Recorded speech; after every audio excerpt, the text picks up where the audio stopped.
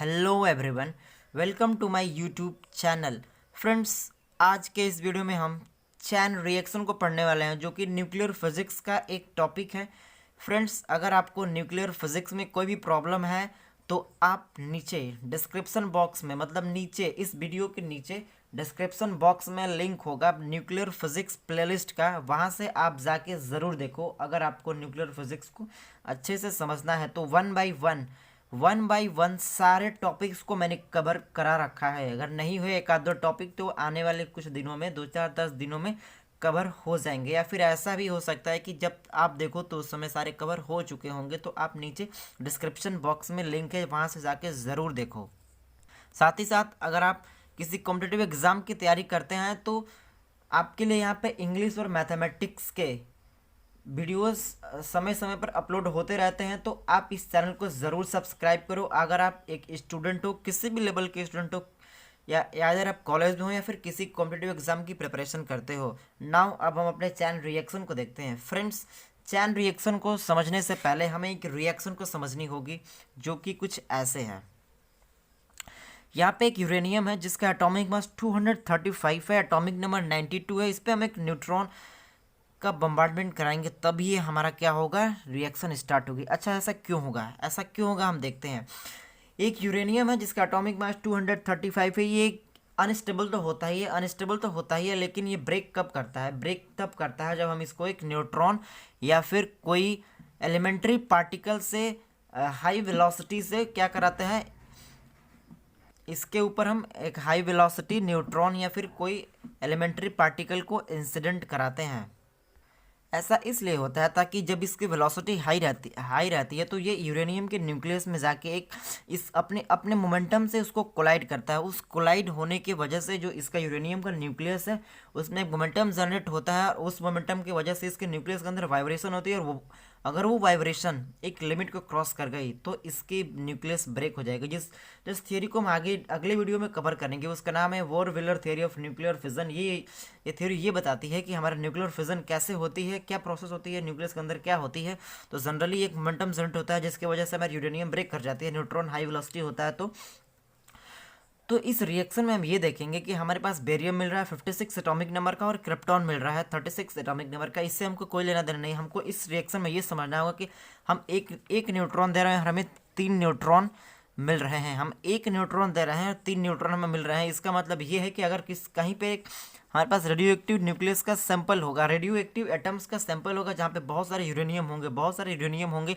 अगर हम एक यूरेनियम का डिसइंटीग्रेशन कराते हैं तो क्या होगा कि ये 3 न्यूट्रॉन हमें एक्स्ट्रा देगा। हमने एक न्यूट्रॉन दिया, एक न्यूट्रॉन एक यूरेनियम से कोलाइड किया, ये 3 न्यूट्रॉन हमें दिया। इसका मतलब एक न्यूट्रॉन की वजह से एक तो खुद ब्रेक हुआ ही, और अपने आसपास के ये तीनों जो हैं इसको भी क्या करेंगे, ब्रेक कराएंगे। मतलब हमने एक न्यूट्रॉन दिया और हमें 4 रिएक्शंस मिले।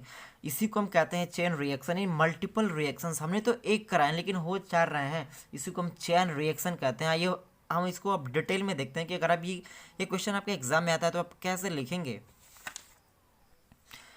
तो a nuclear chain reaction is a series of nuclear fissions।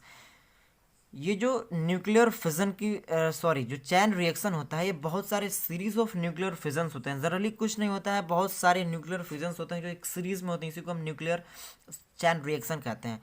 Each initiated by, जो ईच का जो न्यूक्लियर फिजन होता है initiated by a neutron produced in preceding fissions. मतलब एक जो हमने एक पिछले जो एग्जाम्पल देखा था उसमें ये समझा था कि हमने एक न्यूट्रॉन बॉम्बार्ड करा एक यूरेनियम पे, तो ये उसके बाद ये 3 न्यूट्रॉन दे रहा। अब 3 न्यूट्रॉन जो क्या है, ये प्रोड्यूस्ड हुए हैं किसी रिएक्शन, तो ये किसी दूसरा अगर कराएंगे तो उसके लिए प्रेसिडिंग न्यूक्लियर फिजन्स होंगे। तो यही कह रहा है कि अगर मान लीजिए हमारे पास हम पहले यूरेनियम कराएं तो ये नेक्स्ट 3 को और कराएगा, तो वो तीनों के लिए क्या हो गए, प्रेसिडिंग न्यूक्लियर फिजन रिएक्शन हो गया। तो ये इसी से इनिशिएटेड होता है by a neutron produce in preceding fission. मतलब प्रेसिडिंग फिजन में जो न्यूट्रॉन प्रोड्यूस्ड हुआ होता है वो इसी के वजह से ये फर्दर फिजन होता है। तो इसी को हम कहते हैं chain reaction. In reaction of uranium, हमने जो यूरेनियम का देखा था 235 न्यूक्लियोइड जो है मतलब जो हमारे पास यूरेनियम के न्यूक्लियस है वो ऑब्जर्व अ न्यूट्रॉन, एक न्यूट्रॉन को ऑब्जर्व करती है,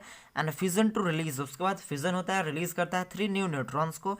this three neutrons again initiate 3 new fissions, और ये 3 न्यूट्रॉन हमारे पास अलग और 3 न्यूक्लियर फिजन को इस इनिशिएट करते हैं, विच रिलीज 9 न्यू न्यूट्रॉन्स। उसके बाद क्या होगा, 9 न्यू न्यूट्रॉन्स हमें मिलेंगे, मतलब एक के द्वारा 3, तो 3 हमें मिला है, तो इस 3 के द्वारा 3 और, यानी 3 3 9, मतलब 9 न्यूट्रॉन्स हो गए। और इसके बाद ये मल्टीपल फैक्टर्स बढ़ते जाएंगे, 3 से 9, 9 से ऐसे 27, ऐसे बढ़ता जाएगा।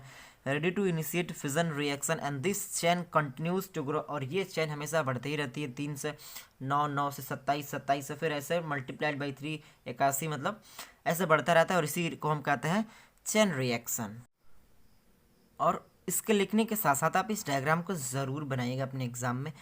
एक यूरेनियम है, इस पे हम एक न्यूट्रॉन फॉल कराते हैं, ये इसके न्यूक्लियस को अनस्टेबल कर रहा है, मतलब मोमेंटम जनरेट करता है, ब्रेक हो रहा है जनरली आपके बेरियम क्रिप्टॉन में। अब यहाँ से 3 न्यूट्रॉन में निकले, 1 2 3, 3 न्यूट्रॉन निकले जनरली, आप यहाँ पे n बना लीजिएगा कि न्यूट्रॉन निकले 3 न्यूट्रॉन निकले। फिर ये दूसरे यूरेनियम से कोलाइड करे, ये भी करा, ये भी करा। अब ये यूरेनियम फिर ब्रेक किया, फिर हमें बेरियम क्रिप्टॉन दिया, फिर 3 हमें क्या मिले, न्यूट्रॉन मिले, और ये 3 फिर आपके यहाँ पे यूरेनियम यूरेनियम यूरेनियम होते, तो फिर ऐसे मतलब ये देता है बेरियम क्रिप्टॉन और 3 3 न्यूट्रॉन, मतलब ये ऐसे चलता रहता है। तो ये आप डायग्राम जनरली यहाँ तक बना देंगे तो आपका हो जाएगा। फिर ये न्यूट्रॉन भी ऐसे डिसइंटीग्रेट कर रहा है, ये वाला न्यूट्रॉन भी ऐसे कर रहा है जनरली।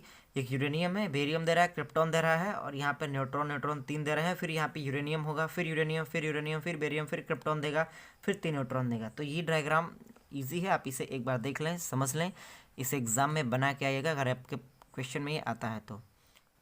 फ्रेंड्स, अगर आपको ये वीडियो अच्छी लगी हो, समझ में आई हो, तो इस वीडियो को लाइक करें, साथ ही साथ चैनल को सब्सक्राइब करें, और अपने दोस्तों को भी बताएं और शेयर करें उनको कि